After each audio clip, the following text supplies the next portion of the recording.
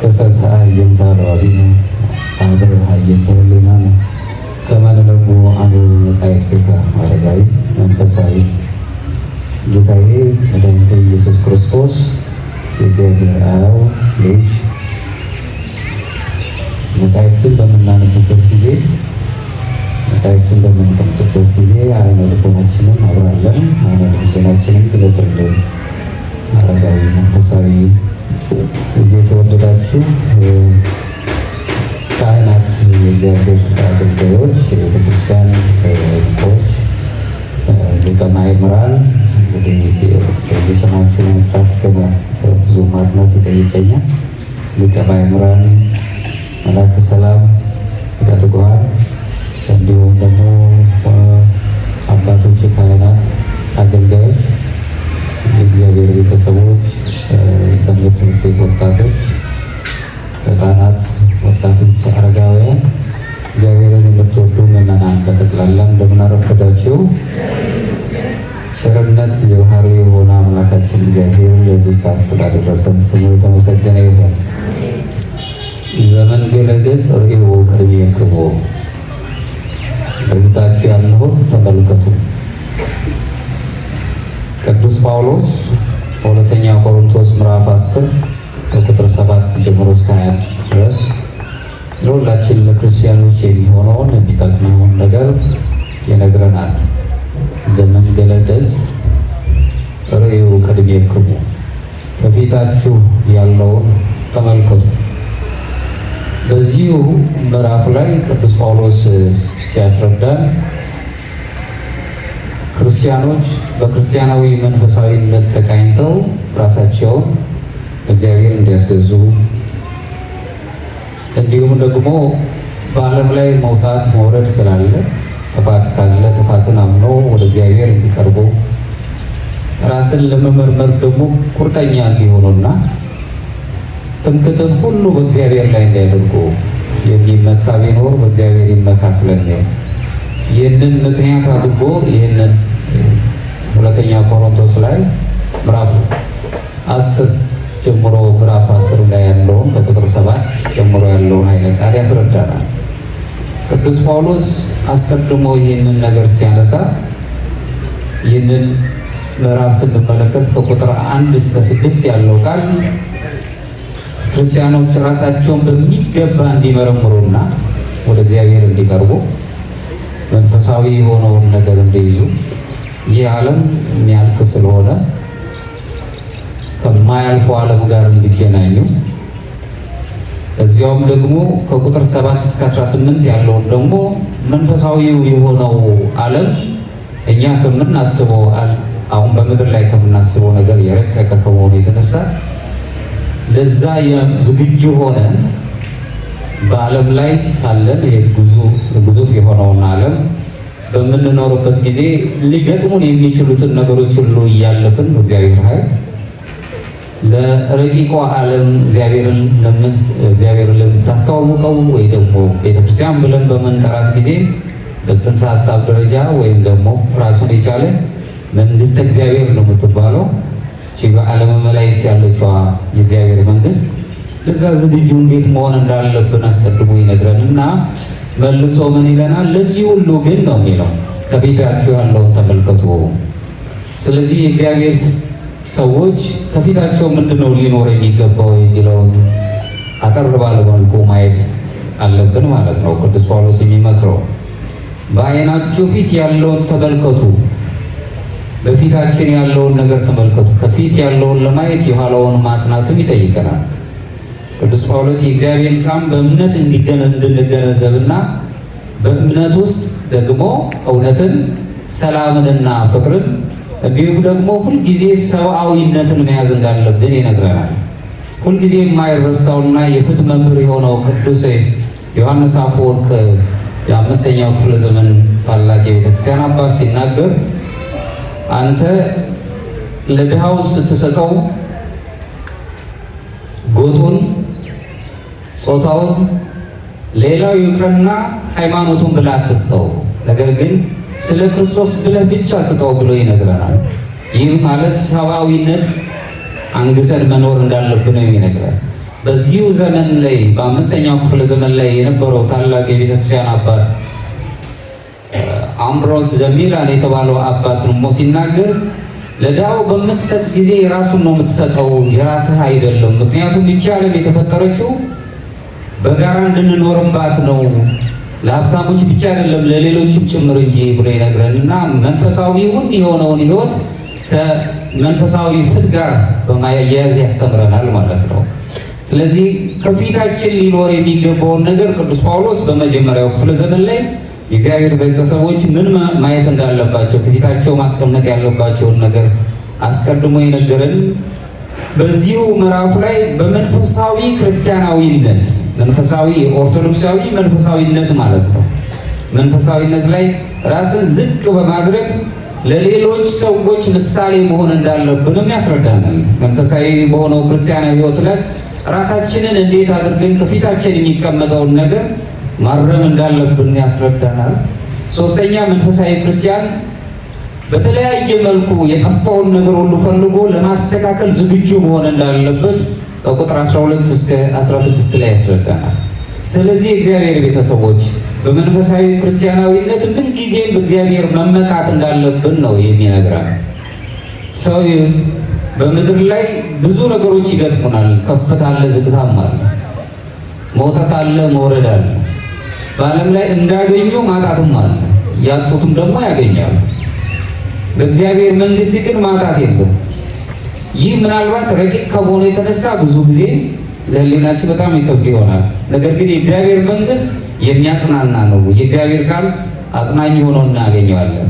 ስለዚህ ቅዱስ ጳውሎስ በፊታችሁ ያለውን ተመልከቱ ሲል ምን ለማለት ፈልጎ ምንድን ነው ከፊታችን ሊኖር የሚገባው? የእግዚአብሔር ሰዎች የመጀመሪያው እውነት ነው። አርነትን የምታወጣ ነፃነትን የምትሰጥ እውነት ነው። ስለ እውነት መኖርን ነው። ከሐሰት ጋር ዝምድናን አለማድረግ ነው። እውነት ይላል መዝሙረ ዳዊት መዝሙር 15 ከቁጥር 2 ላይ በቅንነት የሚሄድ ጽድቅንም ያደርጋል፣ እውነትን ማለት ነው። በልቡም እውነትን የሚናገር ነው በማለት ይነግረናል። እውነት ብዙ ጊዜ ዋጋ ታስከፍላለች። ለዚህም ነው ቅዱስ ዮሐንስ ወንጌላዊ ዮሐንስ ወንጌላዊ ምዕራፍ 8 ከቁጥር 32 ላይ እውነት አርነትን ታወጣለች ይላል። አርነት ነፃነት ነው። ስለ እውነት መናገር እመኒ እጎ እመኒ አልቦ እውነቱን እውነት ሐሰቱን ሐሰት በለው ይለው። ዓለም ብዙ ጊዜ ከእውነት ጋር የታረቀ አይደለም። ዓለም ብዙ የሚያስቸግረው ነገር አለ። በዚህ አሁንም በአምስተኛው ክፍለ ዘመን ከአራተኛው እስከ አምስተኛው ክፍለ ዘመን ላይ የነበረው ቅዱስ ዮሐንስ ካሲያን የተባለው የቤተ ክርስቲያን አባት ሲናገር እውነት ሁልጊዜ በደንብ ስትገለጽ እና ስንጠቀምባት እጅግ ታበራለች በማለት ይነግረናል። አሁን ለምናየው ነገር በጣም የሚያስቸግረን ይሆናል።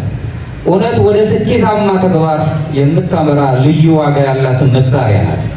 ዋጋው ውስጣዊ የሆነውን በውስጣዊ ሕሊናችን የምንገነዘበው የሚገለጥ ንጹሕ ዕንቁ መሆኑን መረዳት እንችላለን። በዓለማችን ላይ የእውነት ጽንሰ ሐሳብ በሶስት አይነት መልኩ ነው የሚታየው። ምክንያቱም አንጻራዊ የሆነ የእምነት ነጸብራቅ እንጂ አማናዊውን አይደለም እየገለጸልን ያለው ዓለም። በክርስትናው ዓለም ወይም በኦርቶዶክስ ዓለም እውነት አንጻራዊ ያለችም አማናዊት ናት። እውነት እግዚአብሔር ስለሆነ እግዚአብሔር ሁልጊዜ የሚገለጽበት ስለሆነ በዚሁ ላይ የእውነት ጽጽራዊ የእውነት ጽንሰ ሐሳባዊ ሁኔታዎችን ሲገልጽ በሶስት አይነት መልኩ ማየት እንችላለን። አንደኛው ተዛማጅ የሆነ የእውነት ጽንሰ ሐሳብ ነው። ሁለተኛው ትስስራዊ የሆነ ወይም ቁርኝት ያለበት የእውነት ጽንሰ ሐሳብ ነው ምሁራኑ እንደሚያስቀምጡት። ሌላው ደግሞ ገቢራዊ የሆነ ወይ በስራ የሚገለጸው የእውነት ሐሳብ ነው። ከዚህ ከመጀመሪያው ስናይ ተዛማጅ በሆነው በእውነተኛ ጽንሰ ሐሳብ ውስጥ አንድ ነገር እውነት ነው ሊባል የሚችለው ድርጊቱ ከገሃዱ ዓለም ጋር ሲጣጣም ብቻ። ለእኛ እስከተመቸንና ከገሃዱ ዓለም ጋር የሚጣጣም ከሆነ እውነት አለ ተብሎ ሊቀመጥ ይችላል። ይሄ በፍልስፍናው ዓለም ላይ የሚገለጽ አንዱ ነው። ሌላው ትስስራዊ ቁርኝት ያለበት የእውነት ጽንሰ ሐሳብ በራሱ ደግሞ የሚገለጸው ይህ እውነት ከገሃዱ ዓለም ጋር መጣጣሙ ሳይሆን ግንኙነት መፍጠሩ ሳይሆን በግለሰቦች መካከል ያለው አዎንታዊ ነው። ለአንድ ሰው ውሸት በተናገረ ቁጥር እንደ እውነት ሆኖ የሚቀበል ከሆነ ትስስራዊ በሆነው የእውነት ነፃ ጽንሰ ሐሳብ ሊገለጽ የሚችል ነው። ይሄ ብዙዎች ክርስቲያኖችን የሚጎዳ እውነትን የሚያጠፋ ከሐሰት ጋር የሚዛመድ ነው። ሌላው በገቢራዊ የእውነት ጽንሰ ሐሳብ ውስጥ አንድ ነገር እውነት ተብሎ የሚቀርበው ጉዳዩ ጠቃሚ ወይም የማይጠቅም መሆኑ ብቻ የሚታይ ከሆነ ዋሽቶ የሚጠቅም ከሆነ እንደ እውነት ሊወስደው ይችላል ማለት ነው። በዚህ ጽንሰ ሐሳብ የኦርቶዶክሱ ዓለም ወይም የክርስትናው ዓለም እውነት ከነዚህ ከሶስቱ ጽንሰ ሐሳብ ይለያል። እውነት አማናዊ ነው። ምንም እንኳን ቢደክመን፣ ምንም እንኳን ስቃይ ውስጥ ቢደክመን ስለ እውነት ነው መናገር ያለብን። ከእውነት ጋር ኖረን ከእውነት ጋር እንሄዳለን። ብዙ ውሸቶች ተደራርበው እውነት ይመስላሉ። እውነት ምን ጊዜም ግን አርነት ነው የምታወጣው። ስለ እውነት መኖር አለብን። እውነት ማለት ምሁራኑ እንደሚያስቀምጡት እውነት ያለ ፍቅር ቀዝቃዛ ናት ነው። ፍቅር ያለ እውነት ደግሞ ሻካራና እድሜም የላትም ነው የሚባለው። ስለዚህ በእውነት መገለጥን ከፊታችሁ በመጀመሪያ አኖሩት። የእግዚአብሔር ሰዎች በእውነት ለመኖር ከፊታችሁ መኖር ያለበት እውነት ነው። እውነቱም ደግሞ በክርስትናው እግዚአብሔር አምላካችን ነው። እውነት መድህን ክርስቶስ መድህን ዓለም ክርስቶስ ነው። ይሄንን ነው የምንይዘው። ሌላው ከፊታችን ሊቀመጥ የሚችለው ምንድነው? ምን ጊዜ መልካምነት። ሰዎች መልካም መሆን አለባቸው። በህይወት ውጣ ውረድ ውስጥ እንኳን ቢኖሩ መልካምነታቸውን ሊያጡ አይገባም። ሰብአዊ የሆነው መንፈሳዊ ወይም ደግሞ የስነ ልቦና ጠባያቸውን ሊያጡ የሚችሉበት ነገር መፈጠር የለበትም። ዘፍጥረት ምዕራፍ 4 ቁጥር 7 ላይ መልካም ብታደርግ ፊትህ የሚያበራ አይደለምን ይለናል። መልካምነት የሰውን ገጽታ ማብራት የሚችል ነው። ከተለያዩ ነገሮች ሁሉ መልካም ባታደርግ ግን ኃጢአትን በደጅ ታደባለች፣ ፈጽሞም ወደ አንተ ነው፣ አንተ ግን በእርሷም ንገስባት ይላል። በመልካምነት ላይ ንጉሥ ሁንባት ብሎ ያስቀምጥና ዜና መዋዕል ላይ ሁለተኛ ዜና መዋዕል ምዕራፍ 6 ቁጥር 8 ላይ እግዚአብሔር ዳዊትን አለው በስሜ ቤት ትሰራ ዘንድ በልብህ አስበሃልና ይህንንም በልብህ መልካም አደረግክ አለው። ምንም መልካም ብታደርግ ግን ቤቴን የሚሰራው ልጅህ ነው ብሎ ነው የሚነግረው። ግን መልካም አድርገሃል። እግዚአብሔር ቤት መገኘት በራሱ መልካምነት ነው። ስለ ሰዎች መልካም ነው መሆን ያለበት። የቤተ ክርስቲያናችን ታላቅ አባት የኦርቶዶክስ መንገድ በተባለው መጽሐፉ ላይ የሜትሮፖሊታን ካልስቶስ ወይር ሲናገር ምን ይላል? የክርስትና ትልቁ ጉልላት ቀጥተኛው መንገድ ይሄ ነው። ይሄውም የጋራ ጥቅም የሆነውን ነገር መሻት። ክርስትና መልካምነትን በጋራ ማንነት ነው የምታንጸባርቀው። የግል የሚባል ነገር የለም በክርስትና ውስጥ የጋራ ነው ያለን። ምክንያቱም በጋራ እንድንኖር ነው። ሰው ብቻውን ይሆን ዘንድ መልካም አይደለም ነው መጽሐፍ የሚነግረን። ብቻችንን እንድንኖር አሁን በዓለም ላይ የብቻ ህይወት የምንኖር ቢመስለንም ከእግዚአብሔር ጋር እንድንኖር ወይም መልካምነትን ይዘን እንድንኖር ነው የሚፈልገው። ስለዚህ በብቻችን የምናቀርበው ወይም ደግሞ ለብቻችን የሚገለጽ ነገር የለውም። ይህ የምንኖረው ዓለም በጣም ቁሳዊ ነው። በቁሳዊ ዓለም ላይ ሁልጊዜ ለእኔና ራሴ ብቻ ብሎ ነው የሚነግረን እንጂ እኛ የሚል ነገር የለውም። አብረን መኖር እንዳለብን ነው። በተለይ በዚሁ ዓለም ስትኖሩ አብሮ ለመኖር ነው። ድምፅ መሰማማት አለባችሁ። ጭንቀት መካፈል አለባችሁ። በዓለም ላይ በጣም ትልቁ ነገር ከኪስ አውጥተን የምንለግሰው ልግስና አይደለም። ሰዎች ብዙ ጊዜ ፍቅር ነው የሚራቡት። ሰዎች ጆሮ ነው የሚራቡት። ጮታቸውን የሚሰማቸው ይፈልጋሉ። ለዚህ ጭንቀታቸውን የሚያካፍሉበት ነገር ይፈልጋሉ። በፊታችሁ መልካምነት ይሁን። መልካም ለምናደርገው ነገር አጸፋው መልካምነት እንደሆነ በዚሁ መረዳት እንችላለን። ሶስተኛው በፍቅር መገለጽ ነው። ዓለም የሚነግረንን የትርጉም ሳይሆን ፍቅር ማለት በልቦና ላይ የተተከለ የመውደድ ኃይል ማለት ነው። ሰዎች የሚነግሩንን አይደለም። ፍቅር ይታገሳል፣ ቸር ነው፣ ይቅር ባይ ነው፣ ለሰዎች ይራራል። ለሰዎች የምንራራው እኛ ሩሩህ እንድንሆን ብቻ ሳይሆን ሰዎችም እንዲራሩልን ስለምንፈልግ ነው። አንደኛ ቆሮንቶስ ቅዱስ ጳውሎስ ሲናገር ምዕራፍ 13 ቁጥር 4 ላይ ፍቅር ይታገሳል፣ ቸርነትም ያደርጋል፣ ፍቅርም አይቀናም፣ ፍቅርም አይመካም፣ አይታበይም፣ ስለ ሌሎች እንጂ ስለ እኔ ብሎ አያስብም፣ ራሱ ቅዱስ ጳውሎስ በሮሜ ምዕራፍ 13 ቁጥር 8 ላይ እርስ በርሳችሁ ከተዋደድን በቀር ለማንም ዕዳ አይኖርባችሁ ሌላውም የሚወድ ሕግን ይፈጽማታልና ነው። ፍቅር የሕግ ሁሉ መደምደሚያ መሆኗን እንረዳለን። እግዚአብሔርን ማፍቀር መውደድ፣ ሰዎችን ማፍቀር መውደድ ከምንም የተነሳ ለመወደድ ሳይሆን እኛ መውደድ ብቻ ነው ያለብን። እንድንወደድ አይደለም መቅረብ ያለብን። አለመውደድ አንችልም። የእግዚአብሔር ቤተሰቦች ሰዎችን መውደድ ባህሪያችን ወይ የተሰጠን ስጦታችን መውደድ ብቻ ነው ያለብን። መውደድ ስላለብን ከፊታችሁ ነው እግዚአብሔር ከፊታችሁ ሊኖር ከሚገባው አንዱ ነገር ፍቅር ነው ብሎ ነው የሚያስቀምጥልን። የቅዱስ ኤሬኔስ የተባለው የቤተ ክርስቲያን አባትም ሲናገር ምን ይላል? የፍቅር ስጦታ ከእውቀት የበለጠ ውድ ነው ይለናል። አዋቂ ከመባል ነገር ሁሉ ልዩ ነው የሚለው። ክርስቲያኖች በተለይ በኦርቶዶክስ እምነት ውስጥ የምንኖር ሰዎች አዋቂ ያለ መሆን ሳይሆን ቅዱስ አለ መሆን የተጠራ ነው። እውቀት ብቻውን አዳኝ አይደለም። እውቀት ሂደት ሊሆን ይችላል፣ ግን ፍጻሜ አይደለም። አዋቂ መሆን በራሱ የነገሮች ሁሉ ፍጻሜ አይደለም። እንደውም ሊቃውንቱ እንደሚናገሩት እውቀት የምንለው ነገር ማለት ነው። እውቀት የምንለው ነገር አይምሮን ይመግባል። ጥበብና ማስተዋል ግን ልቡናን ትመግባለች። ስለዚህ ከሁሉ ነገር ሁሉ ማስተዋል ይበልጣል ነው። በኦርቶዶክሱ ዓለም ላይ ከእውቀት ጋር ስንገናኝ እውቀትን ብቻውን አይደለም እናስቀምጠው፣ ወይም እውቀት ብቻውን መቀመጥ የሚችል አይደለም። በጥበብ የታሸ እውቀት ነው የምንለው። ጥበብ ነው ማሻገር የሚችለው። ጠበብቶቹም እንደሚናገሩት ከእውቀት ማስተዋል ይበልጣልና ነው የሚለው። በፍቅራችን ውስጥ አዋቂ ያለ መሆን ሳይሆን ቅዱሳን ለመሆን ነው መኖር ያለብን። ምክንያቱም እኛ ኦርቶዶክሳውያን ነን። እሱን ነው ማየት ያለብን። ሌላው ሰንደ ሪፈንድ የተባለው ትልቁ ጸሐፊ ደግሞ ሲናገር ምን ይላል? ያለ ፍቅር ሐቀኝነት በጣም ቀዝቃዛ ነው። ሐቀኝነት የሌለበት ፍቅርም ደግሞ ጥልቀት የለውም። ስለዚህ እውነትን ሁልጊዜ ከፍቅር ጋር ያዛት ብሎ ይነግረናል። እውነትን ከፍቅር ጋር መያዝ አለብን። ወዳጅ መሆን ብቻ አይደለም፣ የእውነት ሰዎች መሆን አለብን። የፍትህ ሰዎች መሆን አለብን። ፍትህ ብለን ስንናገር ምንድነው? በአብዛኛው ፍትህ ማለት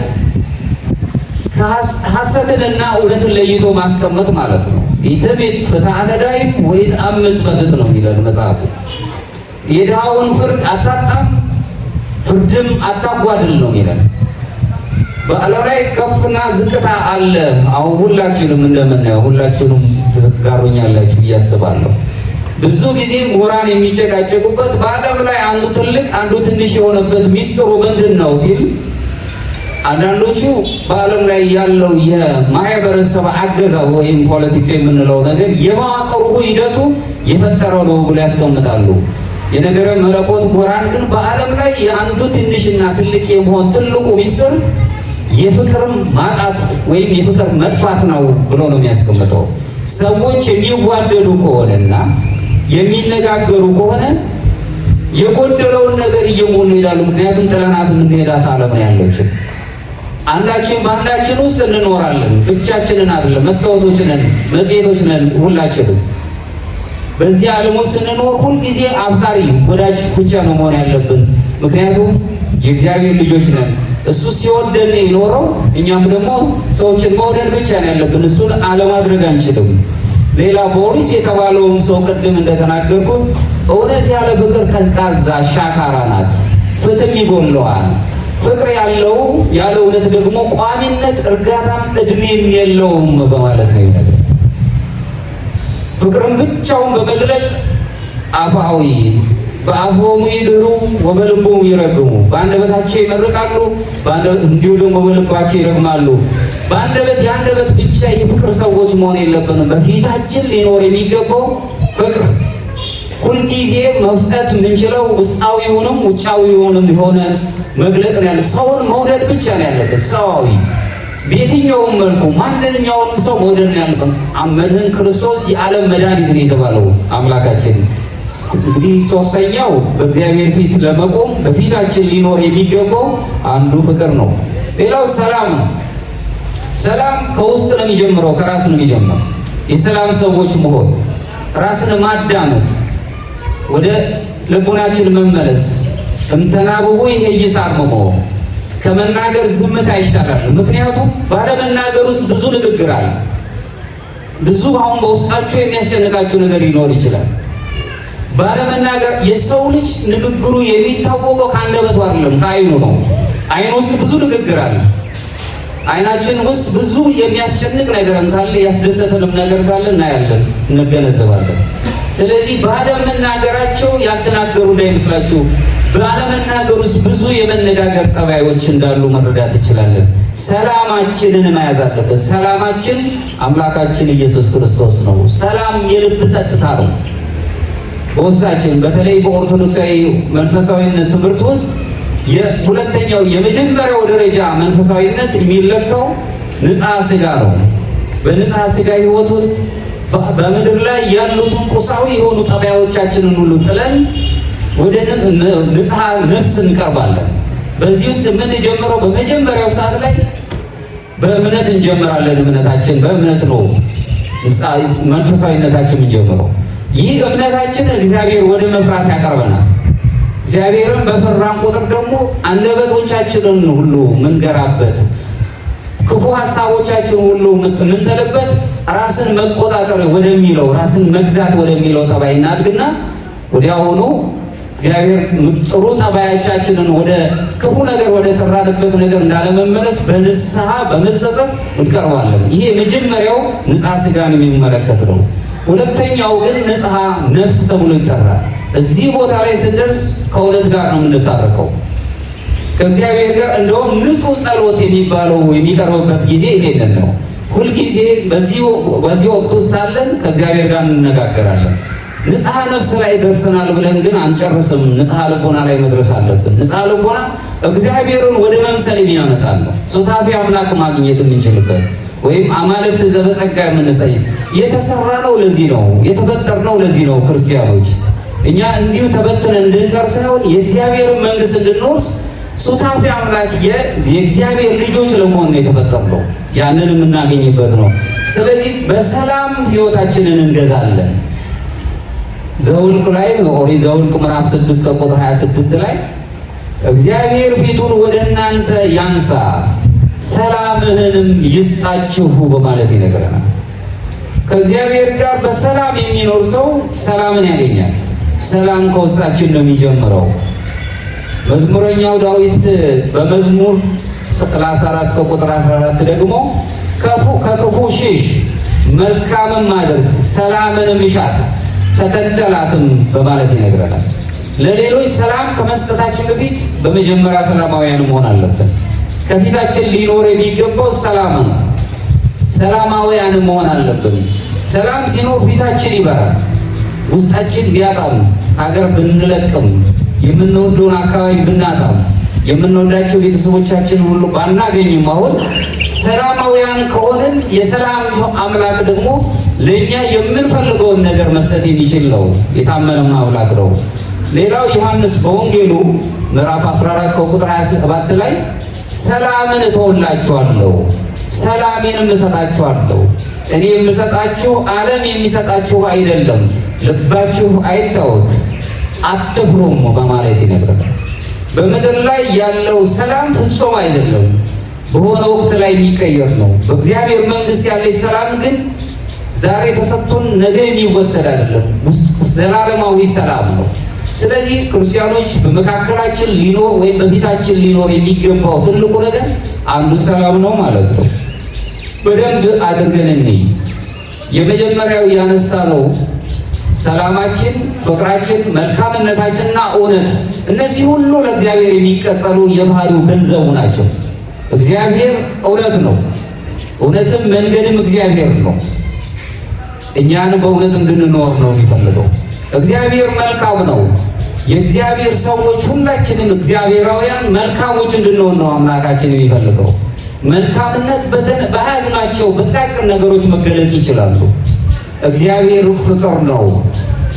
እሱ ፍቅሩን በመስቀል ላይ ነው የገለጸው። እኔን የሚወድ ቢኖር ትእዛዜን ይጠብቅ አለና ዮሐንስ ወንጌል ላይ ይገልጽልናል። የእሱ ትእዛዝ ምንድን ነው ብለን ስናስብ እርስ በርሳችሁ ትዋደዱ ዘንድ፣ በፍቅር ራሳችሁን ትገልጹ ዘንድ። እርስ በርስ የመዋደድ የፍቅር ጥጉ ደግሞ ምንድነው ብለን ስናስብ ራሱን አሳልፎ ለሞት ከመስጠት የበለጠ ፍቅር ምንድነው? ለሌላው መሞት፣ ለሌላው መኖር። እዚህ ሆናችሁ ለቤተሰቦቻችሁ ታስባላችሁ። ምንም ባይኖራችሁ ሐሳብ አላችሁ። እዚህ ላሉት ሕፃናት ታስባላችሁ። እናንተ የገጠማችሁ እንዲገጥም አትፈልጉም ለልጆቻችሁ። በፍቅር ራሳችሁን መግለጽ እንዳለባችሁ ይነግረናል። ሌላው ደግሞ የመጨረሻው ሰላም ነው። ሰላም የተባለ ክርስቶስ ነው። ወደ ሁለት አድርጎ ደቀ መዛሙርቱን ወደ መንደር ላካቸው። ሂዱ፣ ወደ መንደሩ ግቡ፣ ሰላምም በሏቸው። ሰላማቸውን እሺ በጄ ብሎ የሚቀበሉ ከሆነ ሰላማቸው በዛ መንደር ላይ ሰላም ይሆናል። ሰላማቸው ማድራል። እሺ በጄ ካላሉ ግን ሰላማችሁን ኢየሱስ ክርስቶስ ወደ እናንተ መለሳለሁ፣ ልብሳችሁን አራግፋችሁ ከመንደር ውጡ አለ። የሰላም አምላክ የተባለ አምላካችን ኢየሱስ ክርስቶስ መልካም ነው፣ የፍቅር አባት ነው። እንዲሁም ደግሞ በእውነት የሚገለጽ የእውነት አምላክ ነው። እውነተኛ ሁላችንን በእውነት እንዲያኖር ያደረገ አምላካችን። ስለዚህ ቅዱስ ጳውሎስ እነዚህ አራቱ ነገር በፊታችሁ ይዛችሁ ሂዱ አለ። አገር ውስጥ እንድንኖርም በሰው ሀገር የምንኖር ወይም ደግሞ ከምንፈልገው ቦታ የምንድረስ ወይም የምንፈልገው ቦታም ካሉን ባለን ጊዜ የምንኖረው እኛ ሰዎች ሆነን ተበትነን እንቀር አይደለም። ሰዎች ሆነን ግን ወደ እግዚአብሔር መንግሥት ልንቀርብ የተመረጠን የእግዚአብሔር ቤተሰቦች ነን። ይህን ማየት አለብን። እንግዲህ በፊታችሁ ያለው ምንድነው? ኢሳይያስ ምዕራፍ 40 ቁጥር 26 ላይ ሲናገር ነብዩ ዓይናችሁን ወደ ላይ አንሱ፣ ተመልከቱ፣ እነዚህን የፈጠረ ማን ነው ይለናል። እግዚአብሔር መልካም ነው፣ የሰላም አምላክ ነው። እግዚአብሔር እውነት ነው። እግዚአብሔር ደግሞ የፍቅራችን ምልክት ነው። ስለዚህ ዓይናችሁን ከፍ አድርጋችሁ ስለዚህ ተመልከቱ፣ እነዚህን የፈጠረ ማን ነው? ዓይናችን ከአምላካችን ጋር ነው መሆን ያለበት። የእግዚአብሔር ቤተሰቦች ለደቂቃ መኖር አንችልም ካለ አምላካችን። መዝሙረኛው ዳዊት በመዝሙር 16 ከቁጥር 8 ደግሞ ሁልጊዜ እግዚአብሔርን በፊቴ አየዋለሁ በቀኝም ነውና አልታወክም ይላል። የተጨነቀ ሁሉ እግዚአብሔርን ማየት ከጀመረ በነፍሱም በስጋው መታወቅ የለበትም። ሁልጊዜ እግዚአብሔርን አየዋለሁ ከፊቴ ነው ያለው፣ ስለዚህም አልታወክም ማለት የተጨነቀች ነፍስ ሁሉ አሁን ከተጨነቀችበት ነፍስ ከዚህ ከዓለማዊው ተግባር ወይም ዓለማዊው ጠባይ እንድትወጣ እግዚአብሔርን ማየት አለባት ማለት ነው። አንደኛ ሳሙኤል ምዕራፍ 12 ከቁጥር 16 ላይ ደግሞ አሁንም ቆሙ፣ እግዚአብሔርን በዓይናችሁ ፊት ወደ የሚያደርገው ወደዚህ ታላቅ ነገርም ተመልከቱ ይላል። መልካም ወደ ሆነው ነገር ተመልከቱ፣ እግዚአብሔር መልካም ነገር ያደርግላችኋል፣ እሱንም እዩት ይልና ኤርምያስ ምዕራፍ 2 ከቁጥር 31 ላይ ከፊታችን ሊሆን የሚገባውን ትልቁን ነገር ትውልድ ሆይ የእግዚአብሔርን ቃል ተመልከቱ ይላል። የእግዚአብሔርን ቃል ተመልከቱ። የእግዚአብሔር ቃል እግዚአብሔር ያጸንዖሙ ለኃየላት ዋልያዎችን በቁር ላይ የሚኖሩትን ማጽናት ይችላል። ቃል እግዚአብሔር ይመትር ነደ እሳት። ቃል እግዚአብሔር እሺ በጄ ብሎ ለሚቀበሉ ሰዎች እሳት ማይሃዊ ነው። እሳት ርቱ ነው። ራሱን የቻለ እሳት በእሳት የተገለጸው ነገር ያጸናናል። በዛ ውስጥ እንገለጻለን። እሺ ካላልን ግን እሳት በላይ ለአማጽያን ነው የሚለው። እሳት ራሱ ደግሞ ለክፉ አድራጊዎች ደግሞ የሚያጠፋቸው መሆኑን ይነግረንና እግዚአብሔር ግን የሚያጽናና አምላክ ነው። ሁላችንን ወደ እሱ ቃል ስንመለስ ትውልድ ሆይ ነው የሚለው። ሁሉን የጎደለውን ነገር ሁሉ መሙላት ይችላል። ሰዎች ሊሞሉልን የማይችሉትን በምድር ላይ አሉ የሚባሉት ነገሮች ሊሞሉ የማይችሉትን ነገር ግን ታማኝ የሆነው አምላካችን እግዚአብሔር የምንፈልገውን ነገር ሳናውቀው ይሞላልናል። የተጨነቀችን ነፍስ ሁሉ ማረጋጋት የሚችል አምላክ ነው ያለን። መልሶም ቅዱስ ጳውሎስ በዕብራውያን መልእክቱ ምዕራፍ 3 ቁጥር 1 ላይ ስለዚህ ከሰማያዊው ጥሪ ተካፋዮች የሆናችሁ ቅዱሳን ወንድሞቼ የሃይማኖታችንን ሐዋርያ ሊቀ ካህናቱ ኢየሱስ ክርስቶስን ተመልከቱ ብሎ እግዚአብሔር መድኃኔ ዓለም ክርስቶስ ነገም እናከብረውን ሁልጊዜ ከፊታችን እንድናየው ስንጨነቅ ሁሉ ስሙን እንድንጠራ መድኃኔ ዓለም እንድንለው ዓለምን ያዳንክ መድኃኒት የጎደለብን ነገር አለ አንተ ሙላው። ስትሞላ ግን ለእኔ የሚሆን ከሆነ ነው። እኔ ስለፈለግኩት ሳይሆን የሚያስፈልገኝ ከሆነ ሙላልኝ ማለት ነው ያለብን። አሁን ብዙ ጊዜ የምንጠይቀው የምንፈልገውን ነው። የሚያስፈልገንን ግን እግዚአብሔር ይሰጠናል። ስለፈለግነው አይደለም፣ የሚያስፈልገንን ነገር የሚሰጥ አምላክ ነው ያለው። ስለዚህ በፊታችን ያለው እንዲህ አይነት ከሆነ አምላካችንን የእግዚአብሔርን ቃል የምንመለከት ከሆነ አሁንም ዕብራውያን ምዕራፍ 12 ቁጥር 1 እስከ 2 ላይ እንዲህ ይለናል ቅዱስ ጳውሎስ። እንግዲህ እነዚህን የሚያህሉ ምስክሮች እንደ ደመና በዙሪያችን ካሉልን እኛ ደግሞ ሸክምን ሁሉ ቶሎም የሚከብደንን ኃጢአትን አስወግደን የእምነታችንን ራስና ፈጻሚ ኢየሱስ ክርስቶስን ተመልክተን በፊታችሁ ያለውን ሩጫ በትዕግስት እንሩጥ። እርሱንም ነውርን ንቆ በፊቱ ስላለው ደስታ በመስቀል ታግሶ በእግዚአብሔር ዙፋን ቀኝ የተቀመጠውን ተመልከቱ እያለ ይነግረናል። ዛሬ አሁን የምናየው ዋዜማው ነው። መድኃኔ ዓለም ክርስቶስ በመስቀል ላይ ሆኖ በመስቀል ላይ የእኛን በኃጢአት ምክንያት የጠፋውን ሰውነታችንን ወይም ደግሞ የጠፋውን ማንኛውም ደመግቡ የሆነውን ሰውነታችንን መልካችን ጠፍቶ ነበር። ይህንን ሁሉ በመስቀል ላይ ሆኖ ደመግቡ አደረገን። እሱ በደም ተሰልቦ ሕይወታችንን ቀየረልን።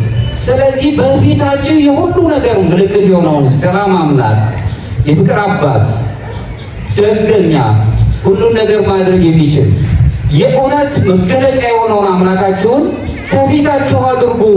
ከፊት ማድረግ ብቻ ሳይሆን ለሚኖረው ነገር ሁሉ ዋስትና የሚሆነን እሱ ነው። ለቅዱሳኖቹ ክብሮሙ ለቅዱሳን ነው የሚለው አምላካችን ኢየሱስ ክርስቶስን። የቅዱሳኖች ሁሉ ክብራቸው ጸጋቸው የሆነው አምላካችን ኢየሱስ ክርስቶስ በፊታችን ሲኖር እኛ እሱን ስንመለከት የምንፈልገው ነገር ሁሉ ከኋላችን ያለው በየጎናችን ያለውን ነገር የተሳካ ነው የሚሆነው። የእግዚአብሔር ቤተሰቦች እንደ መጨረሻ የማየው ነገር ምንድን ነው? አንድ ታሪክ በዚህ ውስጥ ከታሪክ ጋር የተያያዘው አንድ ነገር ላስተላልፍና ራሳችንን በዚህ ውስጥ እንየው። ዘመኑ በጣም ሩቅ ነው። በመጀመሪያው ክፍለ ዘመን አካባቢ ከክርስቶስ ልደት በፊት ወይም ክርስቶስ ከመወለዱ በዘመነ ስጋዊ ከመምጣቱ ከ30 ዓመት በፊት በዚህ በቤተ ክርስቲያን ታሪክ ውስጥ የሚነሳ በነገረ መለኮት ጥናት ውስጥ የሚነሳ አንድ ታላቅ አባት አለ። ስሙም ባልተዛር ይባላል። ባልተዛር በደንብ እንድትይዙልኝ እፈልጋለሁ። ከኛ ጋር አብራችሁ ከፊታችን ያለውን እንድናውቀውና እንድናገኘው። ባልተዛር ቀደም ብሎ ከ30 ዓመት በፊት ወደ ቤተልሔም ወይም ደግሞ ወደ ኢየሩሳሌም የሰላም ከተማ ወደ ተባለችው ወረት ሊያቀና ከ30 ዓመት በፊት የነበረውን ከመጣ ከ30 ዓመት በኋላ ወደ ኢየሩሳሌም ሲሄድ ነው ይላል። ኢየሩሳሌም ያለ ወትሮዋ ባድማ መስላ ነበረ ይላል። ሰው አልባ ነበረች። ከ30 ዓመት በፊት ግን በሰው የተሞላች ከተማ፣ አሁን ሰላም የሌላት ሰው የሌለባት ቋያ አቃቅማ ያደገባት እሾክ የበቀለባት ባዶን የነበረች ከተማ አየና አንድ እናት መበለት ከመንገድ ስትመጣ አግኝቶ ኢየሩሳሌም ያለ ወትሮዋ ምን ነው ሰው አልባ ሆነች ብሎ ጠየቀ። በደንብ እንድትይዙልኝ ይፈልጋል። አንተ ለኢየሩሳሌም እንግዳ ነህን? የድሃ አባት፣ የፍቅር መምህር፣ የሰላም ምልክት የሆነውን መድህን ክርስቶስን ሊሰቅሉት የእስራኤል ሰዎች ወደ ቀራንዮ ወደ ጎልጎታ ይዘውት ወጥተዋል። ባልተዛር ይህንን ሰምቶ መንገዱን ወደ ጎልጎታ አቀና፣ ከፊቱ ያለውን ለማግኘት። ርዕሳችን እንዳዘነጉት ከፊታችሁ ያለውን ተመልከቱ። ብዙ ታሪክ ነበረው። 30 ዓመት ሙሉ ባልተዛር የተባለ ሰው ከፊት ያለውን የሰማውን ነገር ማየት ነበር ይናፍቀው። ወደ ጎልጎታ ሲሄድ ሰዎች ድምፃቸው የበረታ መስቀል አሸክመው እያዳፉት ማንነቱ በደም ተሰልቦ በደም ፊቱ ተሸፍኖ ማወቅ በማይችልበት መጠን ማን ነው እያለ ቢጠጋ ጭፍሮቹ ሊያቀርቡት አልቻሉም፣ ወታደሮች ማለት ነው። ቀስ ብሎ ቀርቦ ግን ተመልክቶ ከፊት ሲሄድ ፊቱን አየው፣ ጥቂትም ውሃ ሊያቀርብለት ወደደ ይላል መጽሐፉ እንደሚነግረን ከሆነ ሊያውቀው አልቻለም። መጨረሻው ላይ በጎልጎታው በቀራንዮ ላይ ከሁለት ወንበዴዎች መካከል መሃል ላይ አቁመው ሰቀሉት። ባልተዛር ዓይኑም ልቡም በመካከለኛው ላይ አረፈ ነው። አሁን የፊታችሁን ተመልከቱት ነው። ከኔ ጋር ናችሁ? ከኔ ጋር ናችሁ? የፊታችሁን ተመልከቱ ነው። ባልተዛር የተባለው ሰው ዓይኑም ልቡም በግራና በቀኙ ላይ ባሉት አይደለም በመካከሉ ላይ አረፈ ነው የሚለው። ያን ጊዜ ምን አለ? ጌታ ሆይ አሁን አውቀው፣ ጌታ ሆይ በቤተልሔም ስትወለድ ከወገኖቼ ጋር መጥቼ መባ አቅርቤልህ ነበረ። አሁን ግን የምሰጥህ አንዳች በእጄ የለም።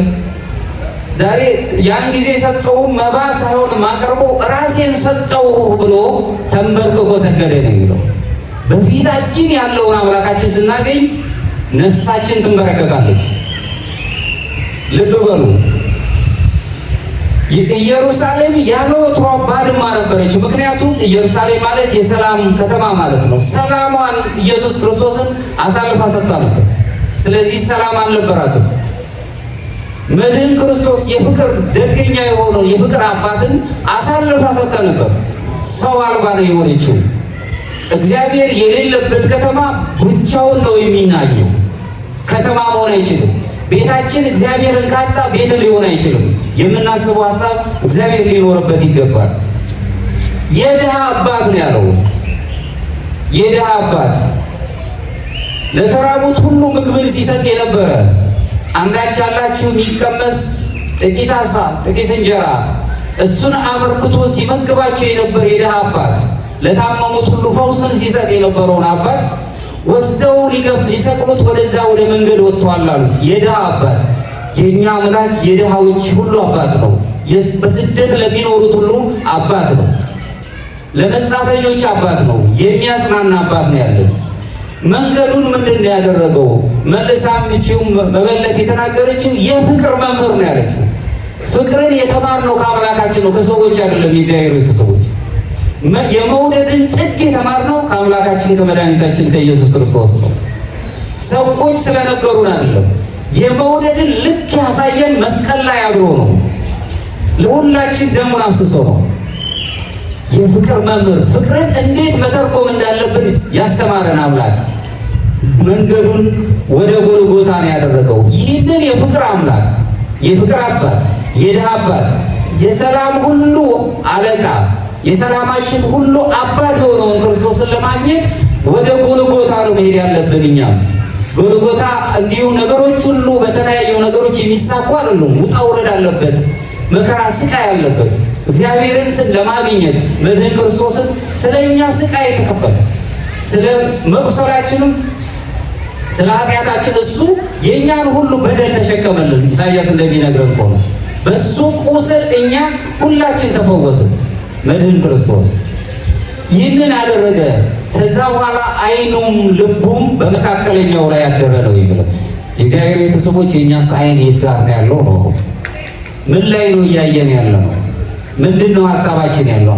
ዓይን ስንል ይሄ ዓይናችን ብቻ ለሙሳዊ ዓይናችን ምን ላይ ነው ያለው? ማንን ነው እያየን ያለ ነው?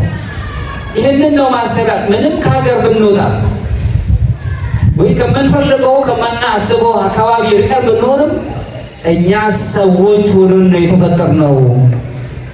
ተቅበዝብዘን እንድንኖር አይደለም የተፈጠርነው። ይህ አልተፈረደብንም። ሰዎች ነን።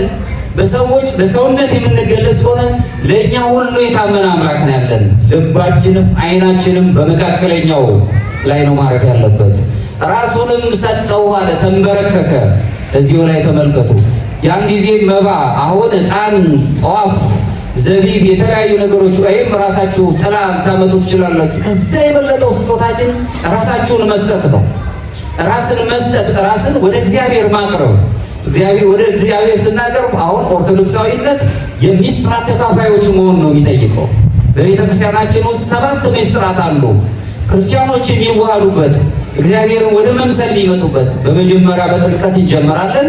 በጥምቀት የጀመርነውን የእግዚአብሔር ልጅነታችንን በሜሮን እንድታተምና ስጋውንና ደሙን ተቀብለን ከሱ ጋር ሕይወት እንዲኖረን ሱታፌ እናገኛለን።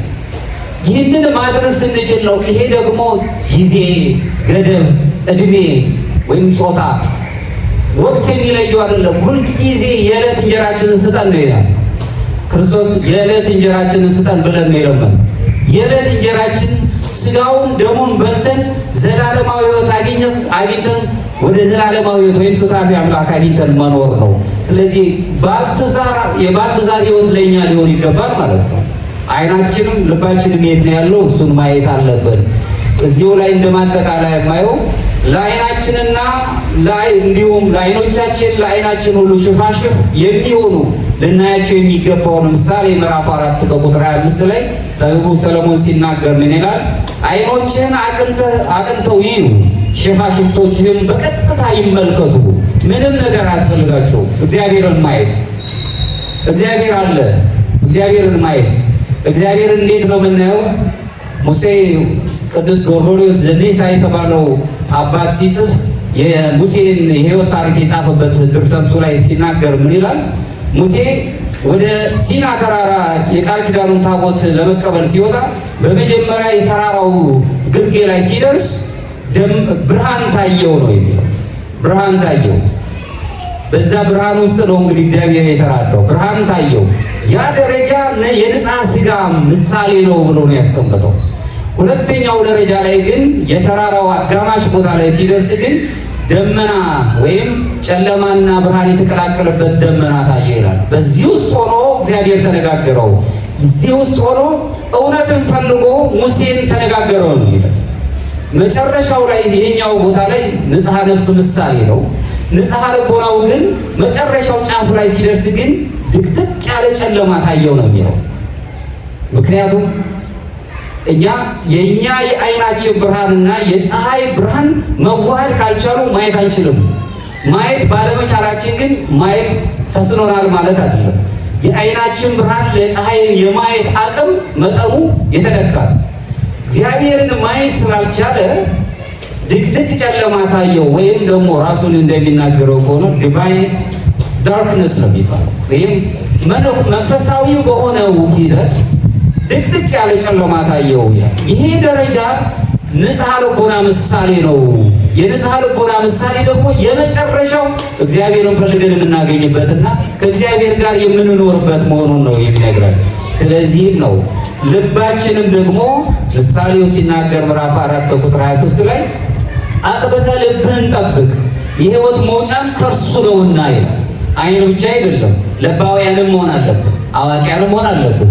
ልባችሁን ጠብቁ። የእውነት መውጫው የሕይወታችን ሁሉ መውጫው ልባችን ነው። ልባችሁም አይታወቅ ነው ያለው።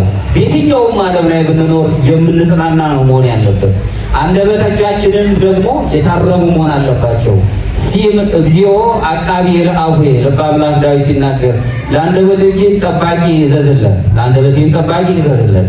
መልሶ ምሳሌ ምዕራፍ 4 ከቁጥር 24 ላይ ሲናገር የአፍህን ጠማማነት ካንተ አውቃ ሐሰተኞችንም ከንፈሮችን ካንተ አርቃቸው በማለት ይነግረናል። የእግዚአብሔር ሰው ንግግር ሁሉ መልካም ነው መሆን ያለበት። አንደበቶቻችን ከክፉ ነገር ሁሉ የወጡ ናቸው መሆን ያለበት።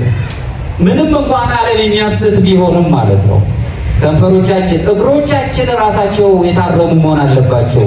ምሳሌ 4 ከቁጥር 26 ላይ የእግርህን መንገድ አቅና አካሄድህንም ሁሉ አጽና በማለት ይነግረናል። መንገዶቻችን ሁሉ የቀኑ መሆን አለባቸው። ስለዚህ የእግዚአብሔር ቤተሰቦች እኛ አሁን የት ነው ያለነው? ማንን ነው የምናየው ነው? ከፊታችን ያለው ምንድን ነው? ኦታ ለሰማይ የተባለች ቅዱስ ቤተክርስቲያን አለች። የእግዚአብሔር መንግስት ምሳሌ ሆነች ቤተክርስቲያን። ቅዱስ ያዕቆብ እንዳያት በሎዛ ላይ ያያት ዘየተሐነጽ ቤተ እግዚአብሔር ዛቲ ይእቲ ሆታ ለሰማይ የተባለችው የእግዚአብሔር ደጅ ተብላ የምትታወቀው ደጅ ካለ ከፍተን አንኳኩተን ወደ እልፍኙ ነው የምንገባው። የእግዚአብሔር መንግስት የምትታየው በዚህቹ የምናያት በፊታችን ያለችውን የእግዚአብሔር መንግስት ስናያት ሌላ ምን አለ? ጭንቀታችን ሁሉ መንገር አለብን። ከፊታችን ሊኖር የሚገባውን ነገር ማወቅ እንችላለን። አይኖቻችንስ ማንን ነው እያዩ ያሉት? እግሮቻችን የት ነው ያሉት? አንደበቶቻችንስ ምን እየሰሩ ነው ያሉት? እነዚህን ጥያቄዎች ለእናንተ ተዋለሁ። የሰላም አምላክ የፍቅር አባት ደገኛው የሆነ መልካምነትን የገለጸልን መልካም እንድንሆን ያደረገን አምላካችን እውነትን ሁሉ ገልጾ የእውነት ሰዎች እንድንሆን እኛን በዚች በምድር ላይ የገለጸን አምላካችን እግዚአብሔር አይኖቻችን ሁሉ አቅንቶ እሱ እንድናይ ኃይሉን ጥበቡን ይስጠን፣ ቸርነቱን ያደርግልን፣ የተጨነቀን ልቦና ሁሉ ያረጋጋልን፣ ሀሳባችን ይፈጽምልን፣ የሰማነውን በልቦናችን ያሳድርልን።